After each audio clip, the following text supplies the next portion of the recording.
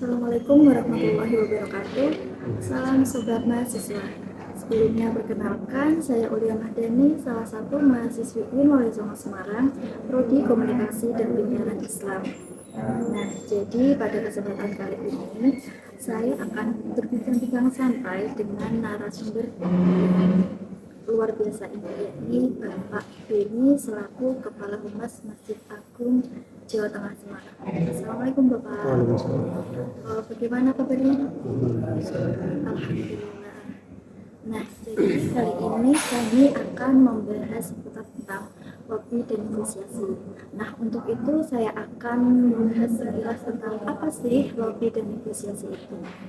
Nah, jadi lobby itu pendekatan yang dilakukan agar terjadinya kerjasama. Pendekatan ini dilakukan antara pihak kita dengan sasaran lobby. Sedangkan kalau negosiasi, proses tawar-menawar yang dilakukan antara kita dengan sasaran lobby untuk mencapai kesepakatan. Nah, untuk lebih lengkapnya, mari kita bertanya kepada Bapak Beni untuk lebih dalam lagi. Nah, ngomong-ngomong tentang lobby nih Pak, apa sih langkah-langkah awal atau pra-negosiasi yang dapat dilakukan sebelum melakukan negosiasi itu sendiri? Langkah awal yang kami lakukan tentunya kita harus paham, kita harus tahu maksud dan tujuan dari apa yang kita inginkan, apa yang dari organisasi kita inginkan. Ini persiapan secara teknis ataupun data dan lain sebagainya tentu kita persiapkan maupun presentasi untuk kita sampaikan ke calon kerjasama kita untuk bisa lebih sukses dalam lobby maupun negosiasi yang kita laksanakan. Kalau boleh tahu nih Pak, negosiasi apa sih yang pernah dilakukan dan apa tujuan melakukan negosiasi? Negosiasi yang banyak kita dari Masjid Agung Jawa Tengah ini melakukan negosiasi baik itu paling banyak mungkin sponsor untuk kegiatan ada event yang diselenggarakan di Masjid Agung Jawa Tengah.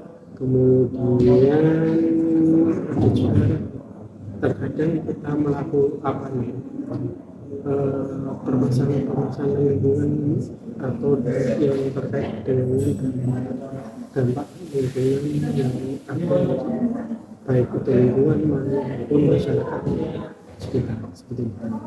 Itu tentunya perlu ada lobby, perlu ada negosiasi dan komunikasi yang dilakukan agar semuanya lebih kondusif apa yang menjadi tujuan visi dan misi Masjid Agung Jawa Tengah ini tercapai seperti itu. Terus bagaimana sih Pak berkomunikasi yang baik dalam negosiasi tersebut agar goals kita itu tercapai? Komunikasi yang baik tentunya kita harus melaksanakan, kita harus mengetahui psikologi dari lawan bicara kita, dari lawan yang dilaksanakan ya partner kerja atau yang akan kita lakukan negosiasi seperti itu. Karena kita juga harus paham dari maksud dan tujuan yang akan kita laksanakan, negosiasi yang akan kita laksanakan seperti itu. Kemudian apa sih faktor yang dapat mempengaruhi ketidakmelakukan negosiasi? Misalnya hal apa yang membuat kedua belah pihak atau salah satu pihak itu padahal kita sudah mencapai kesepakatan tetapi tidak mau mematuhi? Apakah ada beberapa Itu bisa terjadi ketika ada misinterpretasi dari kesepakatan masing-masing dari interpretasi masing-masing pihak yang akan membuat kesepakatan seperti itu. Artinya ataupun ada komunikasi atau negosiasi yang sifatnya memaksakan salah satu pihak. Baik itu dengan status maupun kekuatan dari masing-masing pihak yang kita negosiasi, itu tentunya akan sangat berpengaruh itu terhadap kepatuhan yang ada. Tentunya itu kita kembalikan kepada pembicaraan, baik itu melalui lobby dan lain sebagainya. Kemudian pernah nggak sih mengalami hambatan-hambatan itu dalam negosiasi? Tentunya kita pernah ada ini ya dari lawan negosiasi kita, baik itu dari pihak pendidikan dan lain-lainnya. Nantinya ada yang penting saya harus mengikuti ketika hal itu dirasakan sebagai salah satu negosiasi itu, ya kata itu artinya tidak akan mencapai kesepakatan. Lalu bagaimana sih tips and trik untuk menangani itu? Intinya kita harus paham tentang kondisi dari kesepakatan yang akan dimana, baik secara eksekutif, kesiapan data yang kita miliki. Kalau misalnya kita tidak memiliki dasar hukum yang kuat ataupun kepentingan yang sama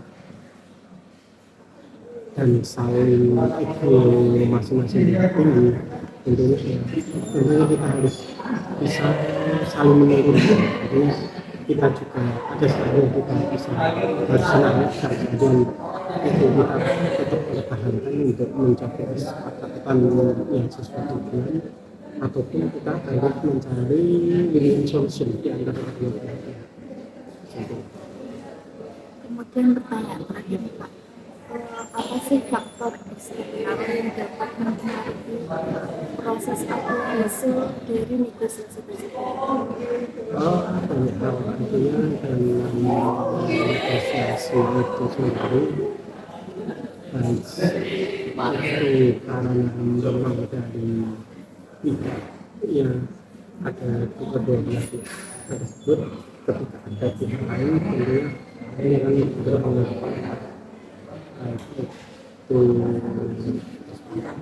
sebelum kita tahu kesepakatan, cuma ada pihak-pihak lain yang masuk kembali untuk agar ya bagaimana ada perubahan itu akan tentunya berpengaruh kemudian negosiasi yang akan.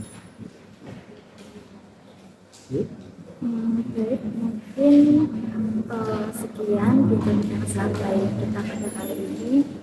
Itu saya ucapkan terima kasih kepada Bapak Billy yang telah memberikan ilmu, pengalaman, dan waktunya. Saya Uya Mandani pamit undur diri. Jika ada kekurangan atau tutur kata yang kurang berkenan, mohon maaf. Assalamualaikum warahmatullahi wabarakatuh.